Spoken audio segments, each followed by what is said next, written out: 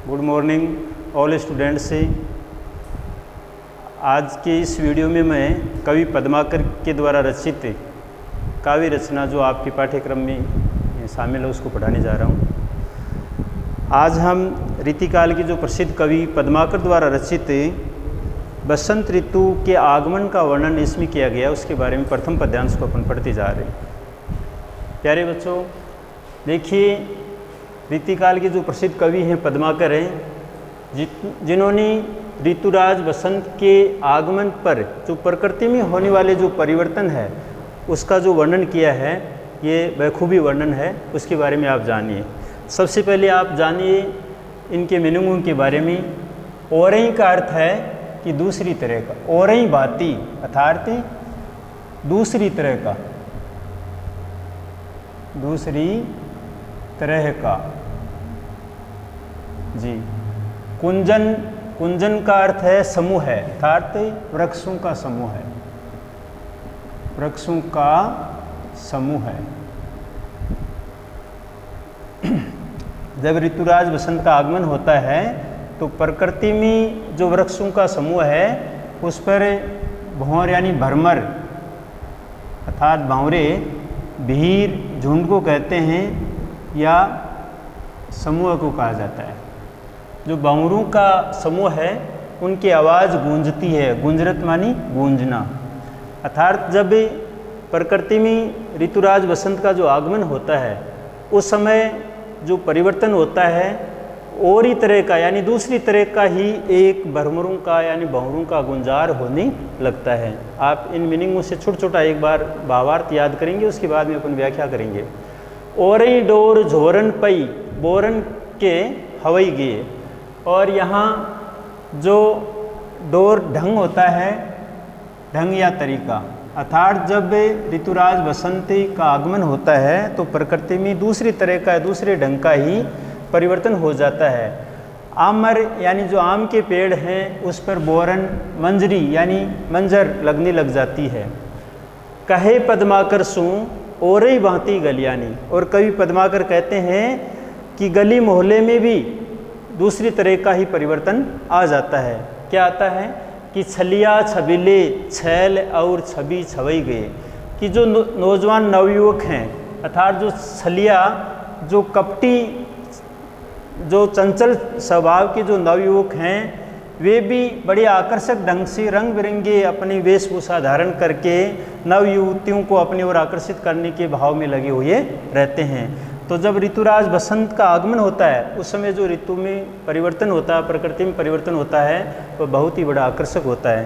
विद्यार्थी ध्यान दें, सबसे पहले आप जब भी व्याख्या करें तो आपको ध्यान है कि आपको लिखना है संदर्भ,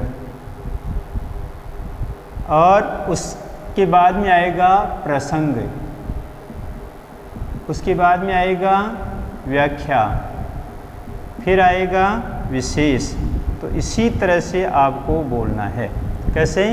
संदर्भ में कवि, कविता और किताब का नाम प्रमुख आएगा। प्रस्तुत कवितांश कवि पद्माकर द्वारा रचित काव्य से उद्धृत है।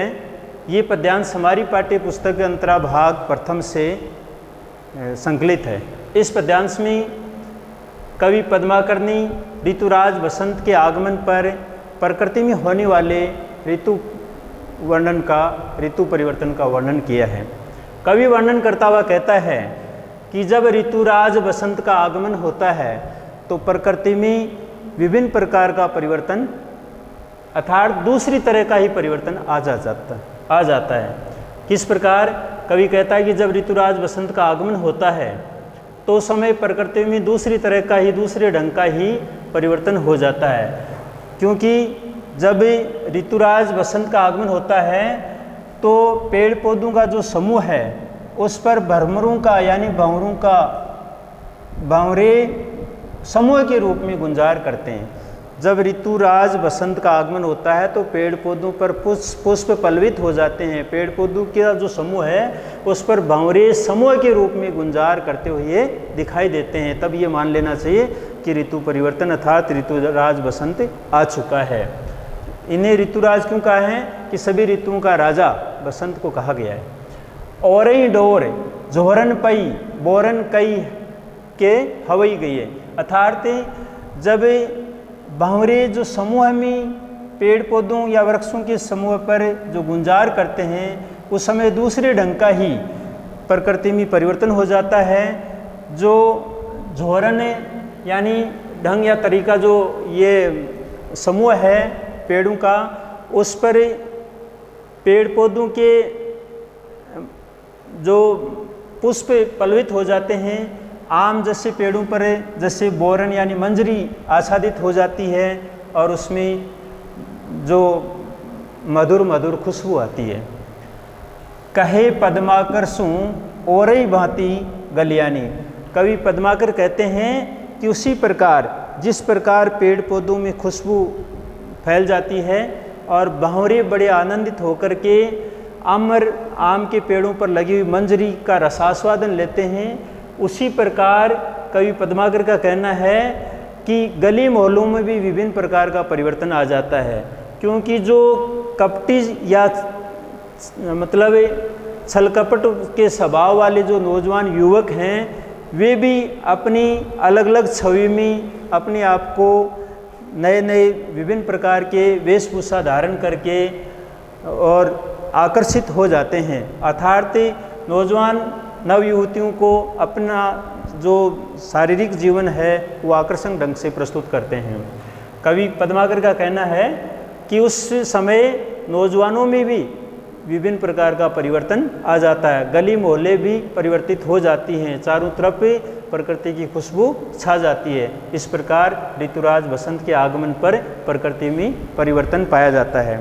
प्रस्तुत पद्यांश में कवि द्वारा ऋतुराज बसंत के आगमन का वर्णन हुआ है। इसी के साथ आप आगे के इस पद्यांश में आप देखेंगे कि ओरई भांति विहग समाज में आवाज़ होती, आवाज़ का मतलब चहल पहल या चहचाट। इसी प्रकार जब ऋतुराज बसंत अर्थात प्रकृति में पेड़ पौधों पर जब हरियाली छा जाती है, प्रकृति हरी भरी हो जाती है, पेड़ पौधों पर जैसे मंजरे या हरे पत्तों से पल्लवित हो जाते हैं, पुष्प से पल्लवित हो जाते हैं, तो अन्य प्रकार की ही जो पक्षी है समूह में आवाज़ करते हैं, चहचाट करते हैं, बड़े आनंद के साथ मतलब अटखेलियाँ करते हैं। ऐसे ऋतुराज के न आज दिन दवई गए।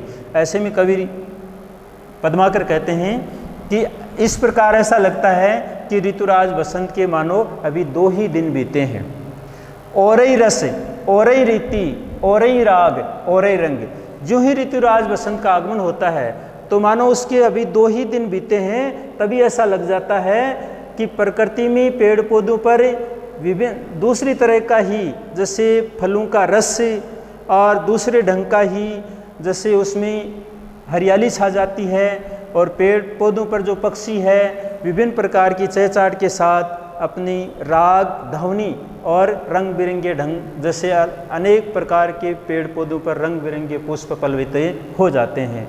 ओरई तन, ओरई मन, ओरई बन हैं हवई गई। ऐसा लगता है मानो प्रकृति पूरी तरह से ही परिवर्तित हो गई है। उस समय शारीरिक मन और तन ये दोनों ही मतलब ऐसा लगता है जैसे आनंदित हो जाता है और उस समय प्रकृति में समस्त वन जंगल है वे भी हरे भरे हो जाते हैं, पेड़ पौधों पर पुष्प पल्लवित हो जाते हैं। रंग बिरंगे पुष्पों से पल्लवित होने के कारण मानो प्रकृति ही सुनहरी बहुत ही सुंदर दुल्हन के रूप में सज जाती है, जिसे देख करके मानो सभी पेड़ पौधों पर जो छाए हुए पुष्प आदि हैं उन्हें देख करके कोई भी राही या पथिक है वह बड़ा ही आनंदित होता है। इतना ही नहीं, जो पशु यानी जो पक्षी हैं वे भी बड़े चहचहाते हुए उन पर मंडराते हैं। भंवरे भी जैसे गुंजन करते हुए गुंजार करते हैं, मानो प्रकृति से साक्षात मिलन कर रहे हैं। इस प्रकार आकर्षण ढंग से प्रकृति का आनंद लेते हैं। प्यारे बच्चों, एक बार आप पुनः एक बार संक्षिप्त इसका भाव समझिए। प्रस्तुत कवितांश कवि पद्माकर द्वारा रचित काव्य से यानी ऋतु परिवर्तन नामक कविता से उद्धृत है। ये पद्यांश हमारी पाठ्य पुस्तक अंतरा भाग प्रथम के काव्य खंड से संकलित है। प्रस्तुत पद्यांश में कवि पद्माकर ऋतुराज बसंत के आगमन पर प्रकृति में होने वाले परिवर्तन का वर्णन कर रहे हैं। कवि पद्माकर कहते हैं कि जब ऋतुराज बसंत का आगमन होता है तो दूसरे तरह का ही प्रकृति में परिवर्तन हो जाता है। उस समय ऐसा लगता है कि पेड़ों के समूह पर भंवरे समूह में गुंजार करते हैं। साथ ही दूसरे ढंग से ही पेड़ पौधों के जो झुंड हैं उन पर जैसे आमर जैसे पेड़ों पर जैसे मंजर आ जाती है, उसकी खुशबू फैल जाती है। ऐसे में कवि का कहना है कि मानो दूसरे ढंग के ही उस समय गली मोहल्लों में भी नया नया परिवर्तन आ जाता है कि बसंत ऋतु के आगमन के साथ ही जो कपटी स्वभाव वाले छल कपट वाले जो नौजवान नवयुवक हैं विभिन्न प्रकार की वेशभूषा धारण करके जैसे अपनी को आकर्षक बनाने के लिए प्रकट होते हैं और जैसे युवाओं में एक प्रेम का इजहार होता है, इसी प्रकार पक्षी भी हैं जो विभिन्न प्रकार के पक्षी हैं अपनी समूह में जो चहचहाट करते हैं, कलरव करते हैं, तब बड़ा आनंद आता है। ऐसे ऋतुराज के न आज दिन दवई गए। तब कवि कहते हैं कि मानो अभी तो ऋतुराज बसंत के आगमन के 2 ही दिन बीते हैं, इसी में परिवर्तन होता हुआ दिखाई देता है। औरई रस औरई रीति औरई राग, उस समय दूसरे तरह का ही रसास्वादन यानी आनंद आता है और दूसरे ढंग का ही जैसे कोई राग यानी आवाज़ या रंग बिरंगे पुष्प पल्लवित होने से मानो प्रकृति जो सजी हुई दिखाई देती है। औरई तन औरई मन औरई बन हवई गए, उस समय प्रकृति में दूसरे ढंग का ही जैसे मानो शरीर और मन भी प्रसन्न होता है। इतना नहीं, समस्त वन जंगल उपवन सब जैसे अनेक रंग बिरंगे रंगों से अनेक प्रकार के रंगों के पुष्पों से पल्लवित हो जाते हैं, जिसे देखकर मानव या पक्षियों का मन आच्छादित हो जाता है।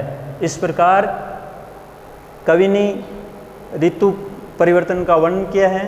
विशेष में आप लिखेंगे प्रस्तुत पद्यांश की भाषा सहज एवं सरल तथा प्रभावपूर्ण है।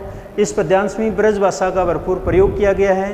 इसमें जैसे छलिया, छबिले, छैल, छवि, छवई आदि शब्दों में अनुप्रास अलंकार का बखूबी प्रयोग हुआ है। साथ ही रीतिकालीन कवि पद्माकर ने ऋतु बसंत राज के आगमन पर ऋतु परिवर्तन का वर्णन किया गया है। इसी के साथ आज का वीडियो यहीं पर समाप्त करता हूँ। धन्यवाद।